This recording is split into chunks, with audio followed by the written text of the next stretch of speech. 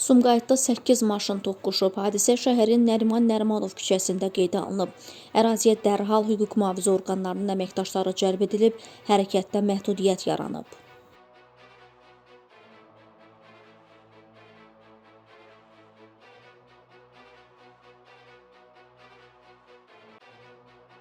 Bakının Sabunçu rayonu ərazisində qətl hadisəsi baş verib. Hadisə axşam saatlarında qeydə alınıb.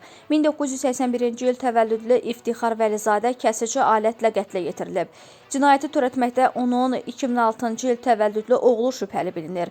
İlkin məlumata görə hadisəyə səbəb ailədaxili münaqişə olub. Polis cinayət əməlində şübhəli bilinən Ayxan Vəlizadəni saxlayıb, araşdırma aparılır.